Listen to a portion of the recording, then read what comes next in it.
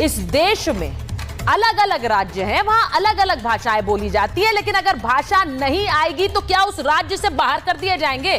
क्या वहां पर इस तरह की गुंडाई का शिकार होंगे? आज महाभारत में एक दूसरी तस्वीर आपको दिखाते हैं। वहीं महाराष्ट्र में एमएनएस के कार्यकर्ताओं की गुंडाई आपने देखी। अब ये देखिए, शिवसेना के उद्धव ठाकरे गुट के जो सांसद रहे, उन्होंने कैसे दुकानदार को बुलाकर वहां उठक बैठक करवाई, कान पकड़वाए, थप्पड़ मारे गए। ये भी भाषा से ही जुड़ा विवाद। अब भाषा को लेकर, और खासकर मुंबई जैसा मेट्रोपॉलिटन शहर जहां मुझे लगता है देश के हर राज्य से लोग काम करने आते हैं, वहां ये भाषा विवाद क्यों खड़ा हो गया है? इस गुंडाई को सबको मिलकर ना कहना होगा। मैं फिर कह रही हूं, हर भाषा का सम्मान है, मराठी का भी, हिंदी का भी, लेकिन कोई भाषा ना आने पर इस तरह की बदसलूकी नहीं की जा सकती और इसके लिए सबको खड़ा होना होगा। ये सिर्फ एक तस्वीर नहीं है। आज मैं आपको वो सारी तस्वीरें दिखाऊंगी। ये भी आपको बताऊंगी कि हिंदी भारत की राजभाषा है। संविधान सभा ने इसे राजभाषा का दर्जा दिया है। भारत में कई भाषाएं बोली जाती हैं, लेकिन हिंदी इनमें से एक है जो सबसे ज्यादा बोली जाती है। हिंदी भाषी को क्या इस तरह से पीटा जाएगा? आज महाभारत में कह रही हूं, गुंडाई को ना कहिए। यह रिपोर्ट पहले देखिए और फिर मेरे मेहमान जुड़े।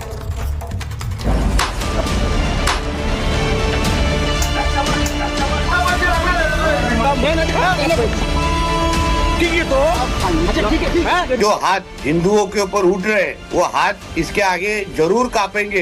प्रचार के नाम पर लोगों पर हमला करना, हिंसा शुरू करना, गाली गलौज करना, लोगों को धमकी देना, ये सरासर गलत है। कहीं थप्पड़ से वार, कहीं गालियों की बौछार, कहीं घर में सबरन घुसने के निशान, कहीं खाना पहुंचाने गए लड़के से बदतमीजी, तो कहीं दुकानदार से मारपीट। बोला तुम्हारा दुकान कौन सी स्टेट में है? तो मैंने ऐसे हंस के बोला कि सर हमारा दुकान महाराष्ट्र में है। उसके बाद में उन्होंने बोला सर कि एक काम करो, आपका दुकान महाराष्ट्र में है तो महाराष्ट्र में कौन सी भाषाएं बोली जाती है? तो मैंने उनको बोल दिया सर है ना, महाराष्ट्र में ना सभी भाषाएं बोली जाती है।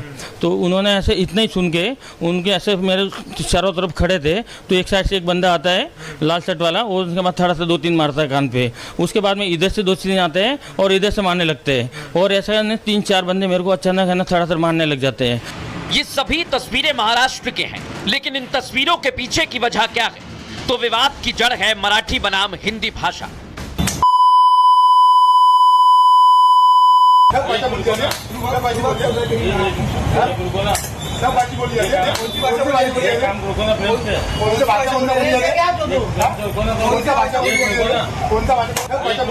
मैं बहुत स्पष्ट शब्दों में बताना चाहता हूं, महाराष्ट्र में मराठी भाषा का अभिमान रखना ये कोई गलत बात नहीं है, लेकिन भाषा के चलते अगर कोई गुंडागर्दी करेगा तो इसको हम सहन नहीं करने वाले।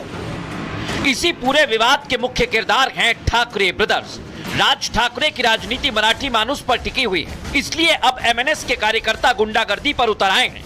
कह रहे हैं महाराष्ट्र में जो रहेगा उसे मराठी बोलना ही होगा। एमएनएस वाले अब नया राजनीतिक विभाजन वाला माहौल बना रहे हैं।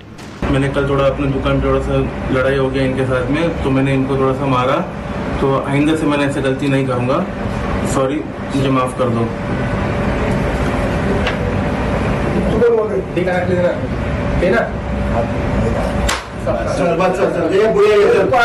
इन तस्वीरों को देखिए, ये शख्स कान पकड़कर सॉरी बोल रहा है, आगे से गलती ना करने की बात दोहरा रहा है, पैरों पर गिरकर माफी मांग रहा है।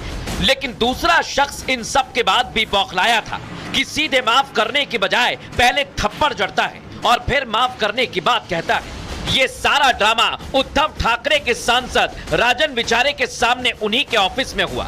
सांसद राजन विचारे ने ही जज बनकर फैसला भी सुना दिया और थप्पड़ के बदले थप्पड़ के रूप में इंसाफ करवा दिया।